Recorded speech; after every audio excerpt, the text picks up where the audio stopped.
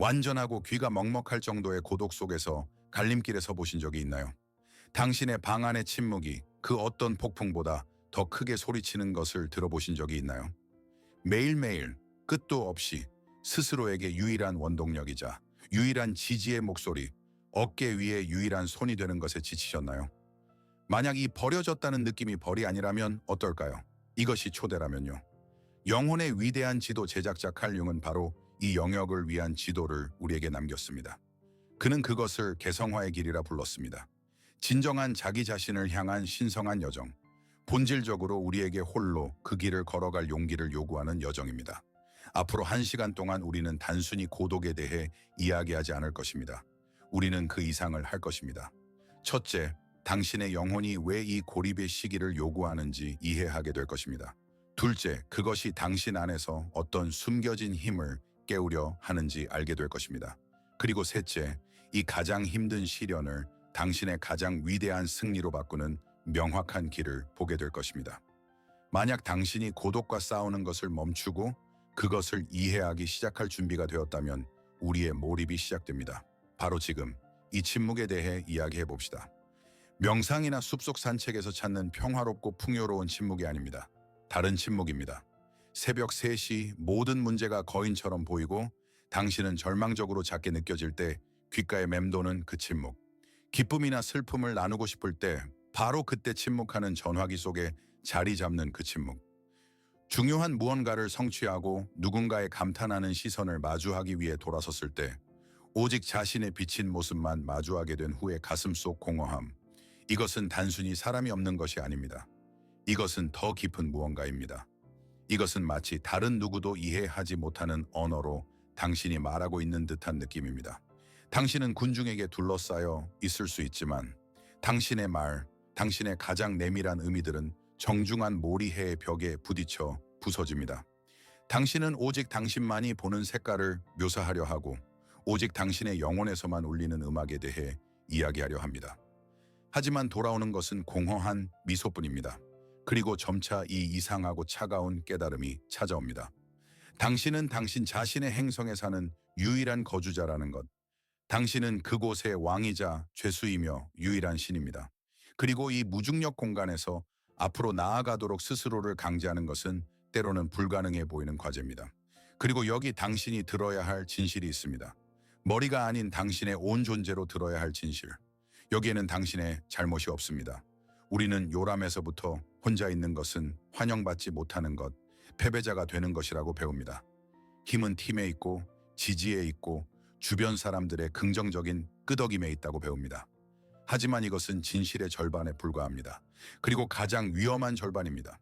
당신의 현재 상태는 실패의 징후가 아닙니다. 이것은 고장이 아닙니다.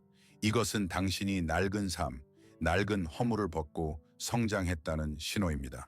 당신이 연기했던 역할들, 당신을 정의했던 관계들, 당신에게 버팀목이 되어주었던 신념 체계, 이 모든 것이 당신에게 너무 비좁아졌습니다. 당신의 영혼은 그저 자신을 위해 만들어진 그 작은 삶에 더 이상 들어가는 것을 거부했을 뿐입니다. 그리고 낡은 허물이 갈라지고 벗겨질 때 그것은 항상 고통스럽습니다. 그것은 항상 우리를 취약하고 벌거벗게 만듭니다. 하지만 이것은 죽음이 아닙니다. 이것은 탈피입니다. 이것은 고통스럽지만 필수적인 성장의 행위입니다. 당신은 바닥에 있는 것이 아닙니다. 당신은 헤아릴 수 없이 더 크고 더 진정한 무언가의 문턱에 서 있습니다. 당신은 자기 자신과의 만남의 문턱에 서 있습니다. 이것을 진정한 빛 속에서 보기 위해 잠시 관점을 바꿔봅시다. 이렇게 생각해 보세요. 구름에 닿을 수 있는 마천루를 짓기 위해서는 그냥 벽돌을 쌓기 시작하는 것만으로는 부족합니다. 먼저 부지를 정리해야 합니다. 그 자리를 차지하고 있던 낡고 허름한 건물들을 철거해야 합니다. 오래된 기초를 뿌리 뽑아야 합니다. 외부 관찰자에게 이 과정은 항상 순수한 파괴 행위처럼 보입니다. 소음, 먼지, 혼돈과 황폐함, 가치 있는 무언가가 돌이킬 수 없이 사라지고 그 자리에 벌거벗고 상처 입은 땅만 남는 것처럼 보입니다. 이제 스스로에게 질문해 보세요. 만약 우주, 당신 자신의 깊은 정신이 당신에게서 지지를 빼앗아간 것이 아니라면요? 만약 그것이 당신을 고립으로 벌하는 것이 아니라 귀가 먹먹할 정도의 굉음과 함께 당신을 위한 건설 부지를 정리하고 있는 것이라면요? 만약 이 고독이 벌어진 공허가 아니라 순수하고 신성한 공간이라면요. 당신이 마침내 당신의 진정한 자아, 즉 다른 사람들에 의해 지어진 것이 아니라 당신에 의해 지어질 자아를 세우기 시작할 수 있도록 절대적으로 필요했던 공간이라면요. 영혼을 위해 이 생각은 이상하게, 심지어 불경하게 느껴질 수 있습니다. 그리고 그것은 자연스러운 일입니다. 왜냐하면 우리는 태어날 때부터 고독을 적으로, 즉시 소음, 사람, 일로 채워 치료해야 할 병리로 보도록 길들여졌기 때문입니다. 우리는 그것과 싸우고 그것으로부터 도망치고 그것을 증오하는 데 익숙해졌습니다. 그리고 그것을 선물로, 신성한 공간으로 진정으로 받아들이기 위해 우리는 단순히 믿도록 스스로를 강요할 수 없습니다. 우리는 철저한 고고학적 작업을 수행해야 합니다. 새로운 것을 짓기 전에 우리는 오래된 것의 폐허를 주의 깊게 연구해야 합니다. 우리는 층층이 문화적이고 개인적인 퇴적물들, 즉 우리에게 깊이 배어든 신화들과 집단적 망상들, 우리를 그토록 절망적으로 침묵을 두려워하게 만드는 것들을 걷어내야 합니다. 바로 이것이 우리가 다음 부분에서 할 일입니다. 우리는 분석의 메스를 들고 우리를 포로로 잡고 있는 바로 그 생각들을 해부할 것입니다. 우리는 우리가 잘못 피난처로 여겼던 감옥의 벽을 허무는 것부터 시작할 것입니다. 자, 우리의 고고학적 작업을 가장 위쪽, 가장 새로운 층부터 시작합시다. 사회가 매일 우리에게 속삭이는 그 생각들로부터. 이것은 당신의 생각이 아닙니다. 이것은 당신의 의식에 자리 잡고 당신의 것인 척하며 당신을 고통스럽게 만드는 바이러스성 생각들입니다. 첫 번째이자 가장 유독한 망상. 내가 혼자라면 나는 불완전하다. 이 생각은 우리 문화의 구조 자체에 짜여 있습니다.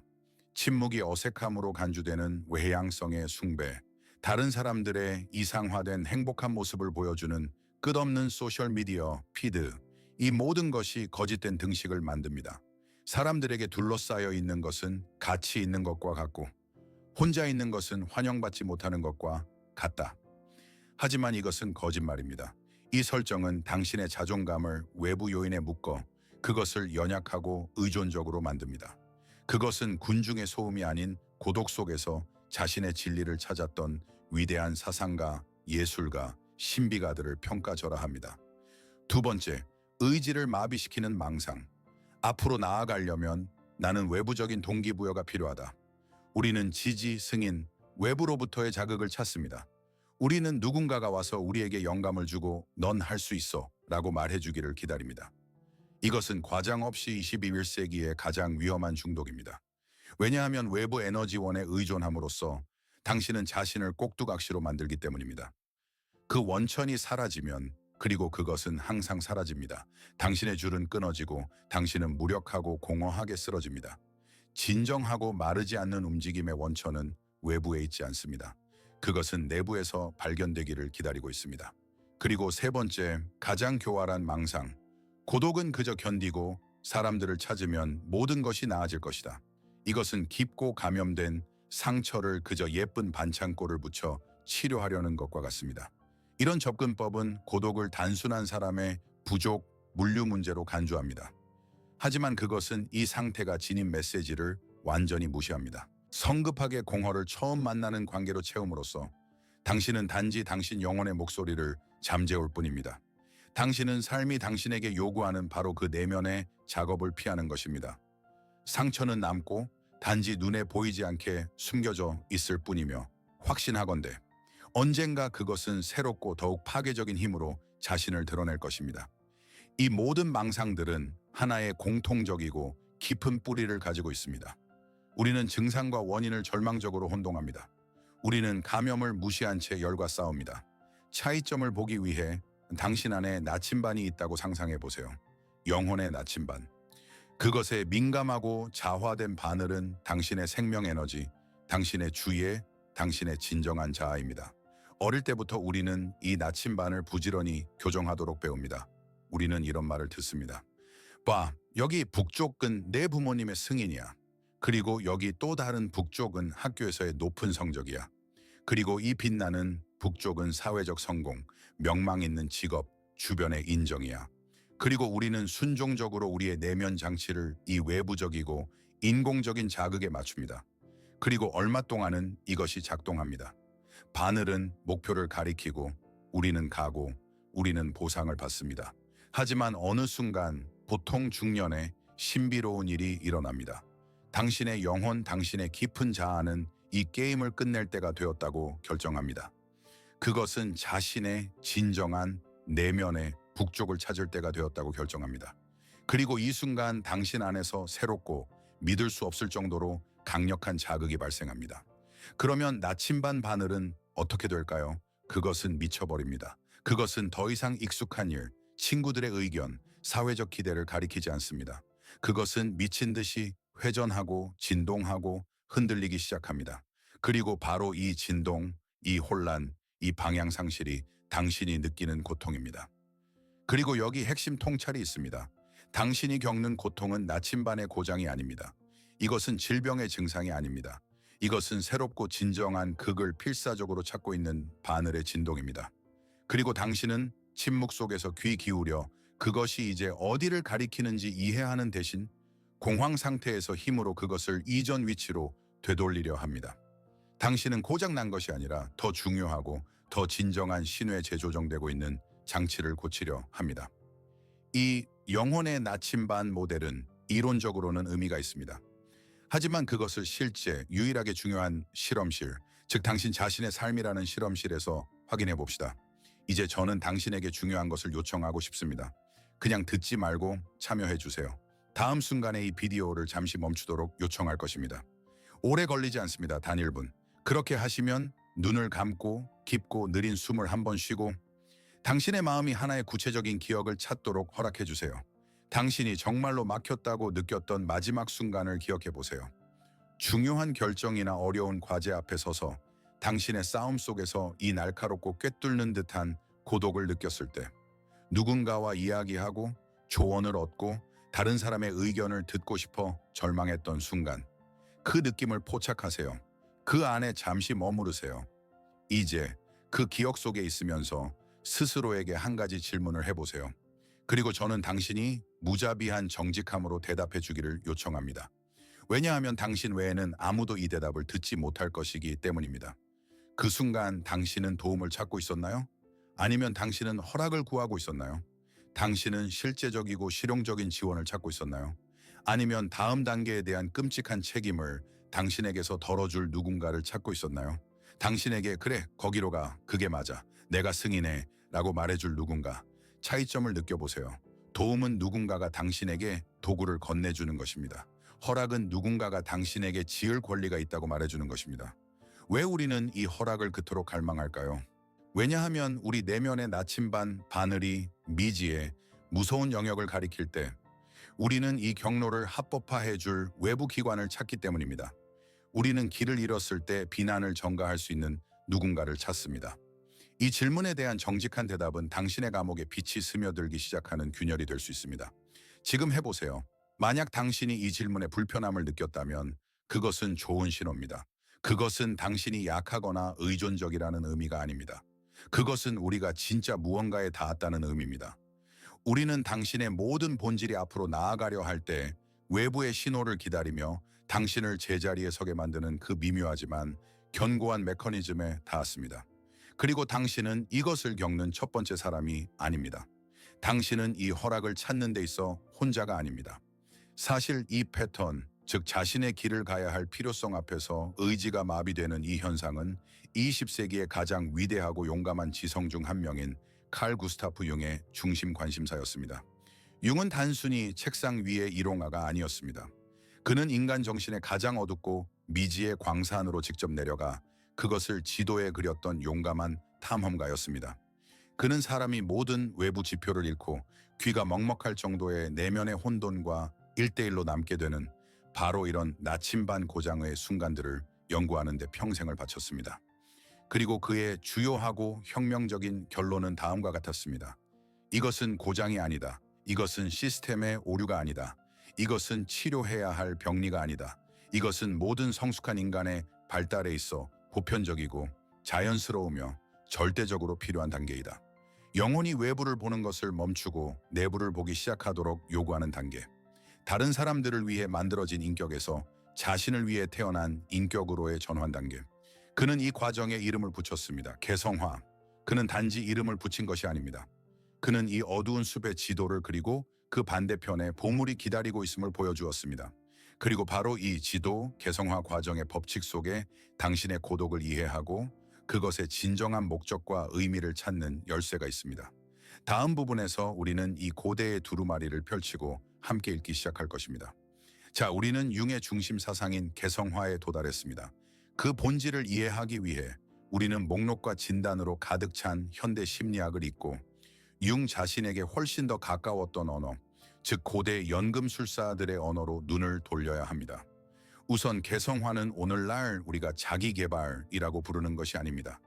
이것은 의지를 단련하거나 생산성을 최적화하거나 더 나은 버전의 자신을 만드는 것이 아닙니다. 이것은 또한 나는 내가 원하는 것을 할 것이고 다른 사람들은 신경 쓰지 않는다고 말하는 이기적인 개인주의도 아닙니다. 개성화는 훨씬 더 깊고 위험하며 신성한 것입니다.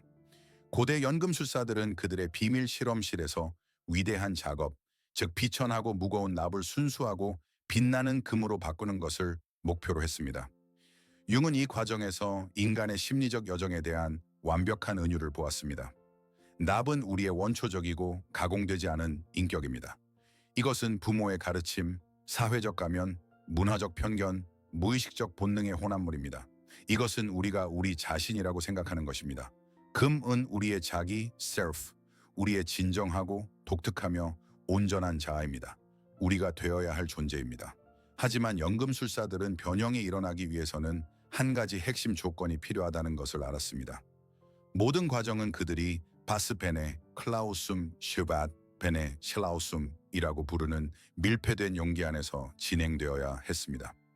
이 용기 안에서 초기 물질은 엄청난 압력과 열을 받아 그 원소들로 분해되고 흑화와 정화를 거쳐 새로운 더 높은 질로 재결합해야 했습니다.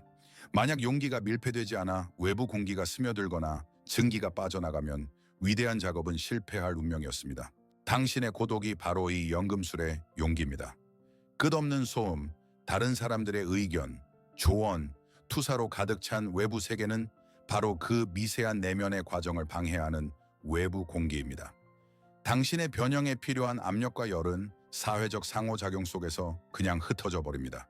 그래서 당신의 정신, 당신의 현명하고 무의식적인 부분은 급진적인 조치를 취합니다. 그것은 스스로 용기를 밀봉합니다. 그것은 당신 안에서 필요한 화학 반응이 일어날 수 있도록 고립의 조건을 만듭니다. 그것은 당신을 다른 사람들로부터 분리시켜 당신이 마침내 당신이 잘못 자신의 것이라고 여겼던 당신에 대한 다른 사람들의 생각들로부터 자신을 분리할 수 있도록 합니다. 당신의 삶은 해결해야 할 문제가 아닙니다. 그것은 고통의 나비 의미의 금으로 변해야 하는 연금술의 용기입니다.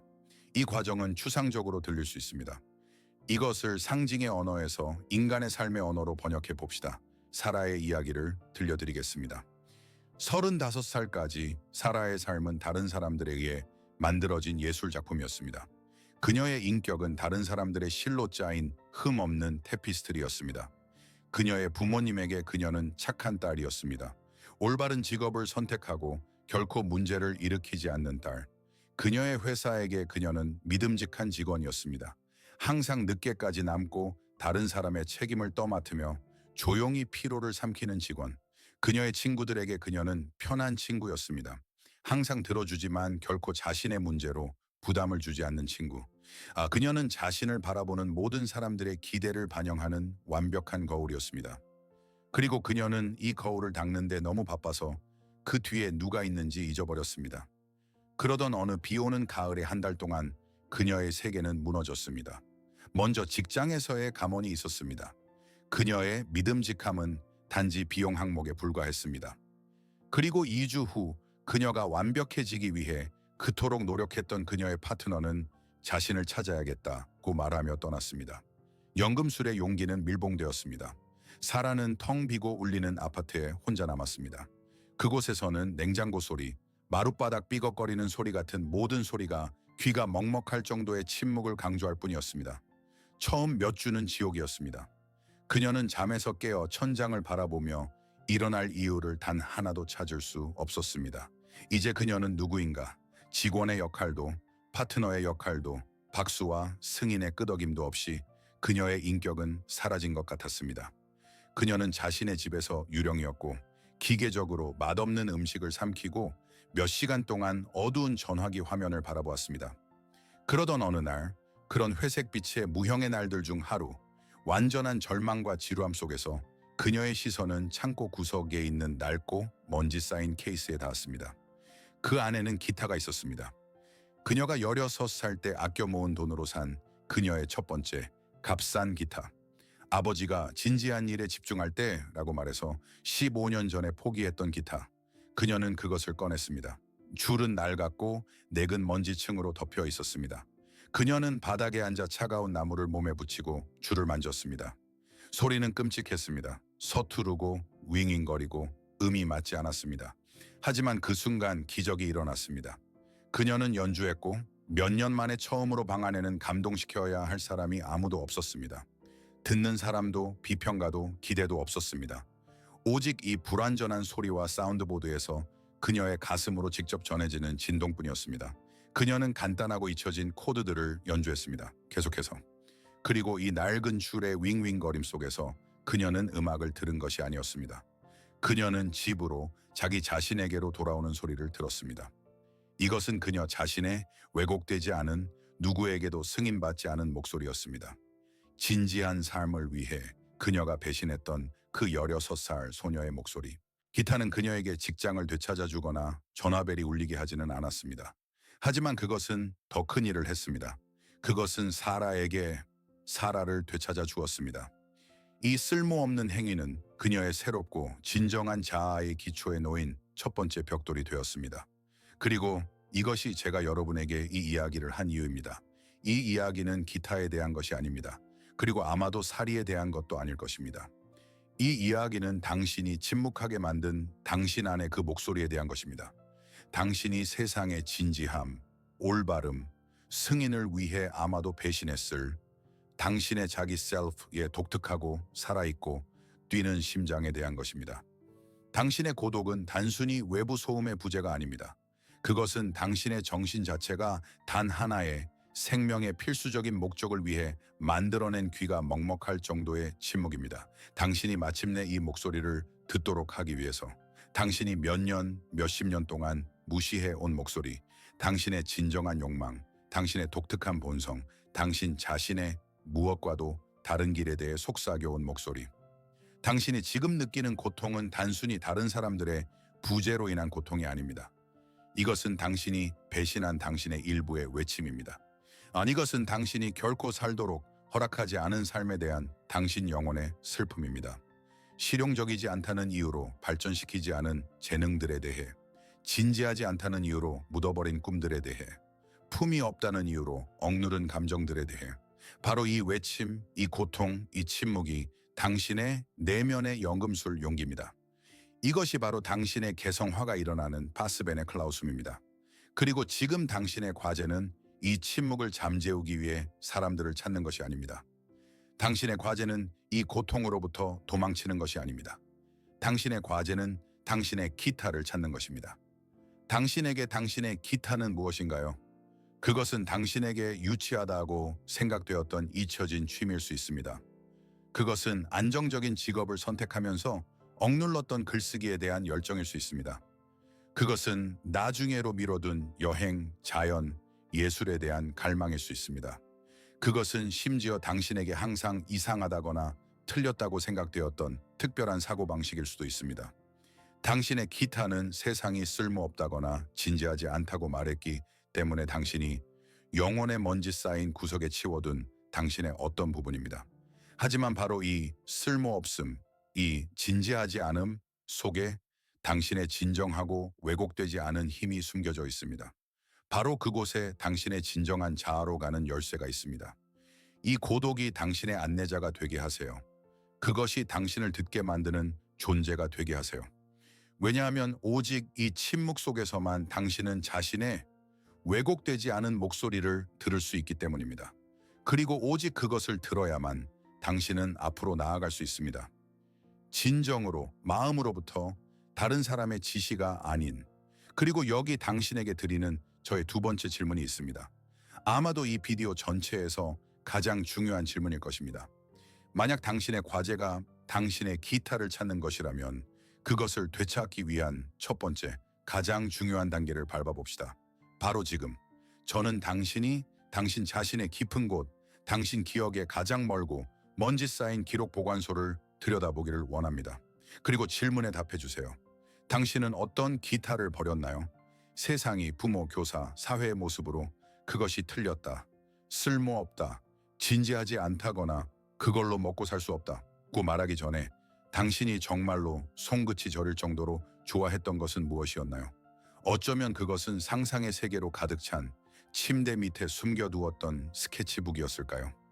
어쩌면 그것은 비밀 노트에 썼던 시, 주변 세상보다 더 현실적으로 느껴졌던 단어들이었을까요? 어쩌면 그것은 방에 틀어박혀 음악이 당신의 몸을 지배하게 하고 완전히 자유로움을 느꼈던 춤에 대한 열정이었을까요? 아니면 다른 것이었을까요? 나무들과 대화하며 숲속을 목적 없이 오래 걷는 것을 좋아했나요?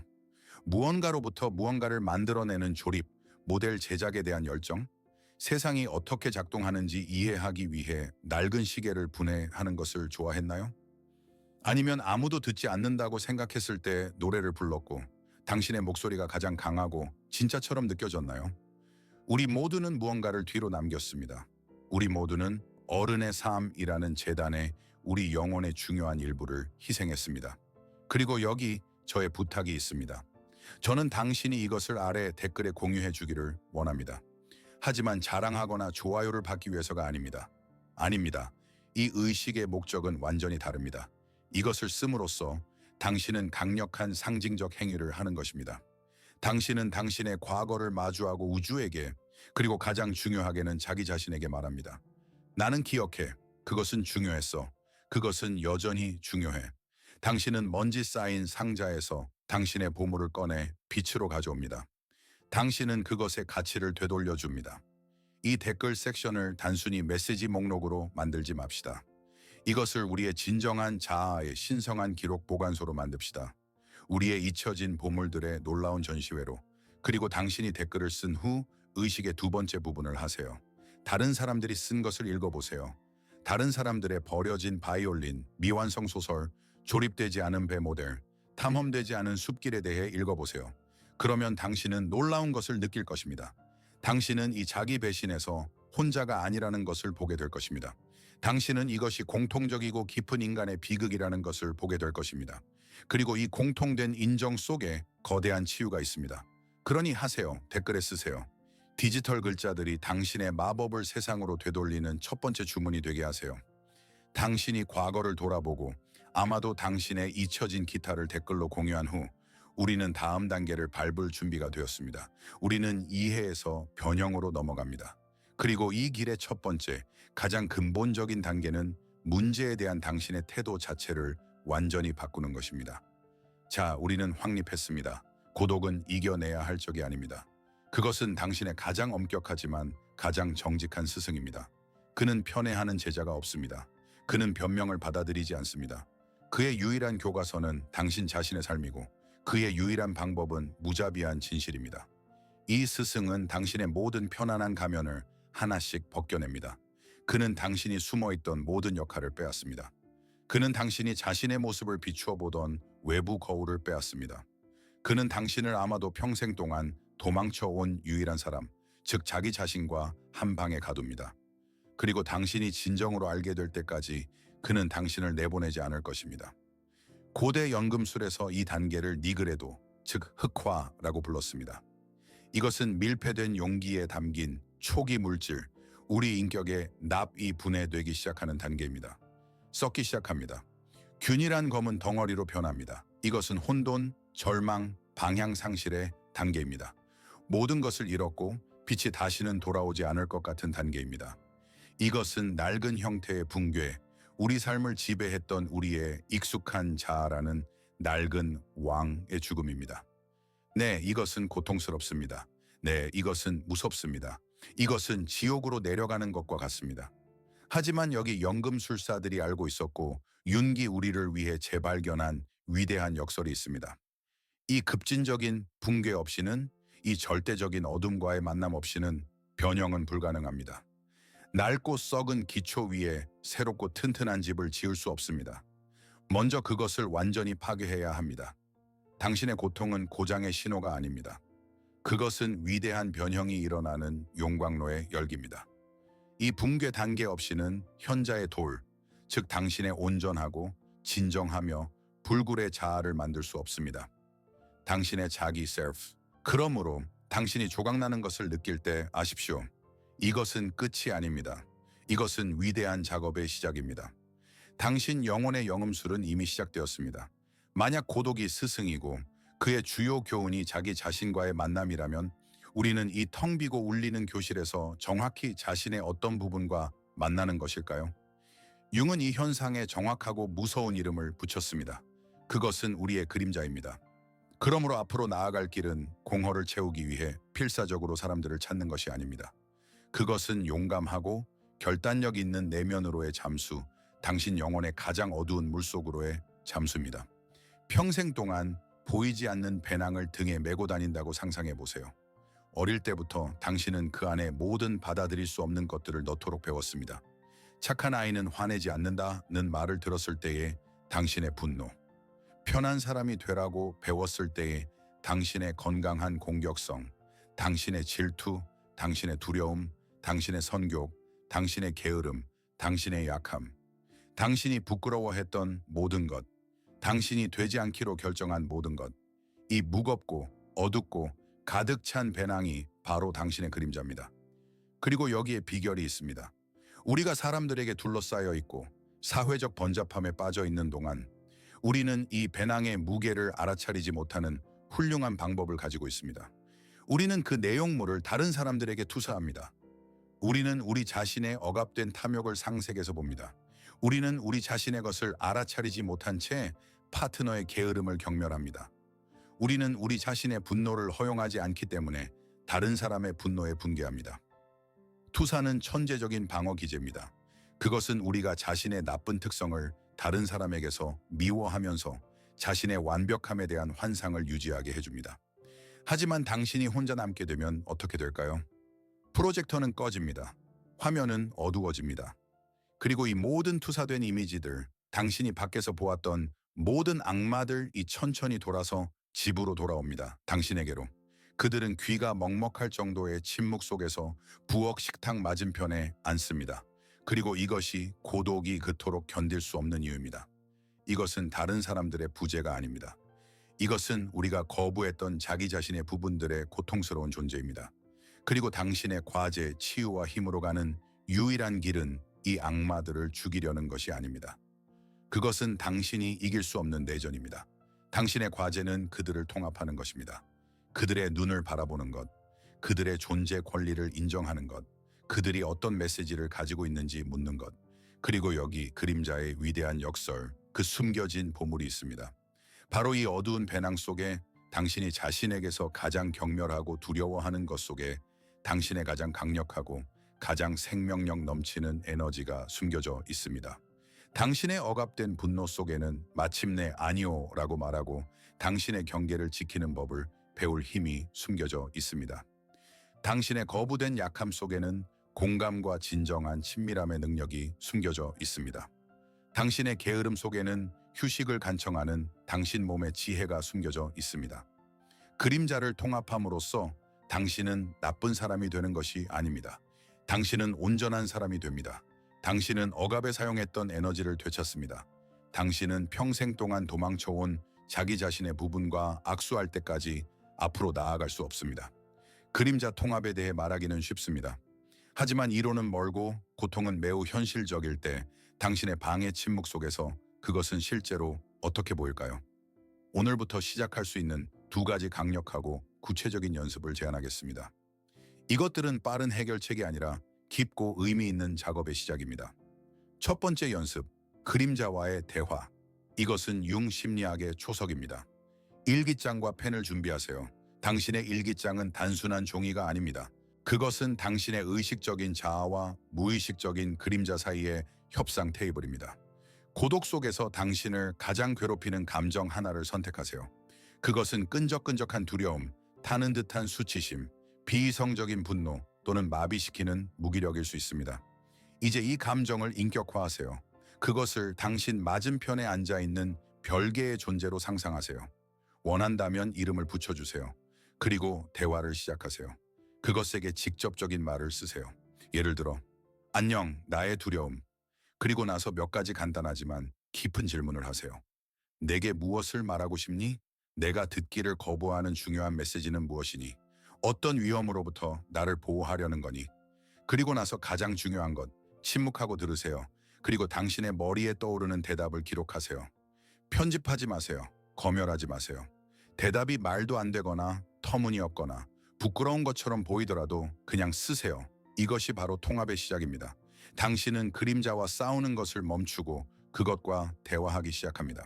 당신은 그것의 존재 권리를 인정하고 그것의 선한 의도를 이해하려고 노력합니다. 그것이 아무리 왜곡되어 보이더라도 말입니다. 두 번째 연습, 자기 자신과의 데이트 의식. 만약 그림자와의 대화가 내면의 외교라면 이 연습은 자신에게 가치와 주권을 되돌려주는 행위입니다. 일주일에 한 번 어김없이 데이트를 계획하세요. 자기 자신과. 그리고 이것은 진짜 질 좋은 데이트여야 합니다. 특별한 날을 기다렸던 그 멋진 레스토랑에 가세요. 오랫동안 보고 싶었던 영화의 일렬 좌석표 한 장을 사세요. 혼자서 아름다운 공원이나 전시회에 가세요. 그리고 여기 핵심 규칙이 있습니다. 이 의식의 목적은 외롭지 않게 느끼기 위한 것이 아닙니다. 오히려 그 반대입니다. 목적은 의식적으로 그리고 즐겁게 당신의 삶에서 가장 중요하고 가장 흥미롭고 가장 가치 있는 사람, 즉 자기 자신과 시간을 보내는 것입니다. 이것은 당신의 무의식을 재프로그래밍하는 행위입니다. 그것은 말없이 당신의 영혼에게 말합니다. 너는 최고를 받을 자격이 있어. 너와의 교제는 특권이지 벌이 아니야. 나는 너를 선택해. 융의 관점에서 보면 이것은 당신의 자아, 이고가 아닌 당신의 자기 self, 당신의 진정한 중심과의 연결을 강화합니다. 당신은 다른 사람에게서 기쁨을 기다리는 대신 스스로 기쁨의 원천이 되는 법을 배웁니다. 이 연습들은 단순한 기술이 아닙니다. 이것들은 자기 존중의 행위입니다. 이것들은 자기 자신의 가치를 되찾기 위한 첫 번째 조심스러운 발걸음입니다. 그리고 당신이 이것들을 실천하기 시작할 때 당신이 그림자와 협상 테이블에 앉거나 가장 소중한 손님처럼 자신을 데이트에 데려갈 때 혼자서 앞으로 나아가도록 스스로를 강제하라는 문구 자체가 완전히 새롭고 깊은 의미를 갖게 됩니다. 우리는 이것에서 자기 자신에 대한 폭력의 부름을 듣는데 익숙해졌습니다. 정신 차려. 이 멍청아, 더 일해, 징징대지 마 라고 외치는 내면의 폭군의 목소리. 이것은 인간을 단지 짜내야 할 자원으로 보는 독성 생산성의 목소리입니다. 하지만 오늘 우리가 열어젖힌 관점에서 보면 이것은 폭력 행위가 아닙니다. 이것은 최고로 가장 용감한 자기 사랑의 행위입니다. 이 새로운 맥락에서 앞으로 나아가도록 스스로를 강제하는 것은 자신을 채찍질하는 것이 아닙니다. 이것은 자신의 영혼에 대한 신성한 책임을 지는 것입니다. 이것은 당신의 오늘날의 혼란스러운 나가 당신의 미래에 온전한 나에게 하는 신성한 약속입니다. 그것은 이렇게 들리는 맹세입니다. 나는 너와 우리의 공동의 길을 너무나 소중히 여기기 때문에 언젠가 너를 만나기 위해 이 불을 혼자서 통과할 것이다. 나는 이 침묵을 견딜 것이다. 나는 이 고통을 감내할 것이다. 나는 피상적인 관계나 쉬운 오락으로 도망쳐 너를 배신하지 않을 것이다. 나는 여기 이 연금술의 용기 안에 필요한 만큼 머물 것이다. 왜냐하면 나의 미래에 나는 그럴 가치가 있기 때문이다. 그러니 지금 제 말을 들으세요. 당신이 여기 있다는 것은 당신이 약하다는 것이 아닙니다. 당신은 부서지지 않았습니다. 당신은 당신 개인의 성장 위기의 바로 그 중심에 있습니다. 당신이 느끼는 고통은 낡은 인격의 죽음의 고통이 아닙니다. 그것은 새롭고 강하고 진짜인 무언가가 뚫고 나오는 껍질이 깨지는 소리입니다. 당신이 외부에서 다른 사람의 승인에서 신호에서 동기부여 연설에서 그토록 필사적으로 찾았던 힘은 그동안 내면에서 당신의 인정을 기다려온 그 거대한 힘의 희미한 메아리에 불과합니다. 그것은 당신이 밖에서 그것을 찾는 것을 멈추고 마침내 그것을 마주할 때를 기다렸습니다. 그리고 그 순간이 왔습니다. 당신은 단지 살아남는 것이 아닙니다. 당신은 당신의 가장 위대한 힘의 문턱에 서 있습니다. 우리는 이 1시간 동안 긴 길을 걸어왔습니다. 고통과 모리해의 미래서부터 위대한 현자들이 우리에게 남긴 영혼의 지도까지, 그리고 만약 우리의 긴 여정을 당신이 마음에 담아갈 단 하나의 명확한 생각으로 요약한다면 그것은 이렇게 들릴 것입니다. 당신이 그토록 두려워했던, 저주처럼 보였던 고독은 당신과 세상 사이의 벽이 아닙니다. 그것은 달입니다. 그것은 다른 사람들의 기대라는 시끄럽고 번잡한 강둑에서 당신 자신의 진정한 본질이라는 조용하고 견고한 강둑으로 이끄는 달입니다. 그것은 당신이 사회에서 살아남기 위해 배우게 된 존재에서 당신의 출생 권리에 따라 당신이 진정으로 누구인지로의 전환입니다. 당신의 정교하게 만들어진 페르소나에서 당신의 영원하고 빛나는 자기 셀프로, 그리고 이 다리를 건너는 것은 무섭습니다. 그것에는 다른 사람들의 조언과 긍정적인 끄덕임이라는 난간이 없습니다. 종종 그것은 의심의 짙은 안개에 쌓여 있고 그 아래에는 무서운 불확실성의 심연이 있습니다. 그 위를 걷는 각 걸음은 다른 누구도 당신을 믿지 않을 때 자신에 대한 믿음의 행위입니다. 하지만 여기 이 길을 걸을 가치가 있는 진실이 있습니다. 오직 이 다리를 끝까지 건너야만 당신은 이전에 결코 가져보지 못했던 것, 즉 흔들리지 않는 내면의 버팀목을 얻게 됩니다. 당신은 당신의 무게중심을 연약하고 변덕스러운 외부 평가의 세계에서 당신 자신의 영혼에 불멸하고 영원한 중심으로 옮깁니다. 당신은 누구도 결코 당신에게서 빼앗을 수 없는 버팀목을 얻게 됩니다. 어떤 위기도, 어떤 이별도, 어떤 해고도 더 이상 당신의 발밑의 땅을 흔들 수 없습니다. 그리고 어느 날 반대편에 서서 당신은 돌아보며 놀랍게도 깨달을 것입니다. 이 모든 시간 동안 당신은 당신을 고립시키는 벽을 쌓고 있었던 것이 아니라 당신의 내면의 사원을 위한 불멸의 기초를 쌓고 있었다는 것을. 이 내면의 버팀목은 단지 아름다운 생각이 아닙니다. 그것은 모든 것을 바꿉니다. 잠시 동안 그것이 당신에게 무엇을 열어줄지 상상해 보세요. 1년 후에 당신을 상상해 보세요. 또는 2년 후. 이 다리를 건넌 사람을 상상해 보세요. 더 이상 침묵을 두려워하지 않는 사람을 상상해 보세요. 왜냐하면 바로 그 안에서 그는 자신의 가장 깊은 지혜의 목소리를 듣는 법을 배웠기 때문입니다. 그에게 고독은 벌이 아니라 사치가 되었습니다. 재충전, 창의성, 자기 자신과의 연결을 위한 시간, 깊고 진실한 관계를 소중히 여기지만 더 이상 공기처럼 그것에 의존하지 않는 사람을 상상해 보세요. 그는 필요해서 혼자 남을까봐 두려워서가 아니라 충만함과 자신의 내면의 풍요를 나누고 싶은 욕구에서 관계를 맺습니다.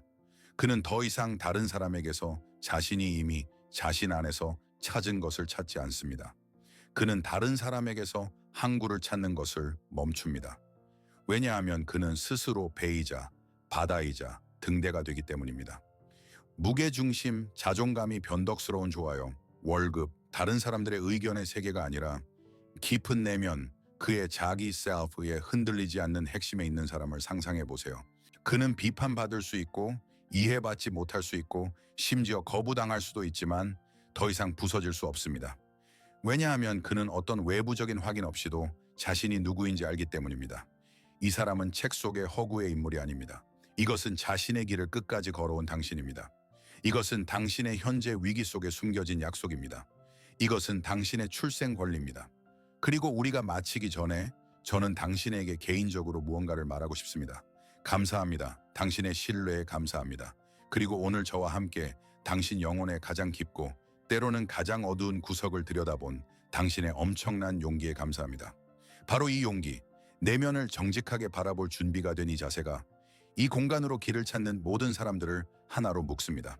그리고 여기 우리 오늘 여정의 마지막 아름다운 역설이 있습니다. 당신은 자신의 행성에 완전히 혼자 고립되었다고 느꼈기 때문에 여기에 왔습니다. 하지만 바로 이 탐색 속에서 당신의 고독의 의미에 대한 이 용감한 잠수 속에서 당신은 보이지 않는 동료 여행자들의 부족을 얻었습니다. 이 비디오 아래의 모든 댓글, 잊혀진 기타에 대한 모든 이야기는 다른 여행자들에게 당신은 혼자가 아니다 라고 말하는 밤의 불빛입니다. 당신은 당신의 길이 분리의 길이라고 생각했지만 의식적으로 그 길을 걸음으로써 당신은 당신의 공동체를 찾았습니다. 당신은 당신의 사람들을 찾았습니다. 집에 오신 것을 환영합니다. 당신의 여정은 이제 막 시작되었습니다. 그리고 만약 당신이 우리가 이 길의 일부를 함께 걷기를 원한다면, 만약 이 탐구가 당신의 영혼에 울림을 주었다면 저는 당신을 구독하도록 초대합니다. 구독은 단순한 클릭이 아닙니다. 이것은 자기 자신과의 이 중요한 대화를 계속하겠다는 당신의 예입니다. 우리 채널은 단순한 비디오가 아닙니다. 이것은 우리가 누구인지에 대한 가장 중요하고 내밀한 진실을 향한 깊은 곳으로의 탐험입니다. 이 지도의 다음 단계, 자신을 이해하는 다음 열쇠를 놓치지 않도록 종 모양을 누르세요. 그리고 마지막으로 만약 당신이 지금 자신의 어두운 숲을 혼자 걷고 있는 누군가를 안다면, 침묵과 싸우고 출구를 보지 못하는 누군가를 안다면 아마도 이 비디오는 그에게 빛이, 지도가, 당신은 혼자가 아니며 당신의 길은 의미가 있다고 말하는 목소리가 될 것입니다. 그것을 공유하세요. 때로는 한 번의 친절한 행동이 모든 것을 바꿀 수 있습니다. 여기 있어 주셔서 감사합니다.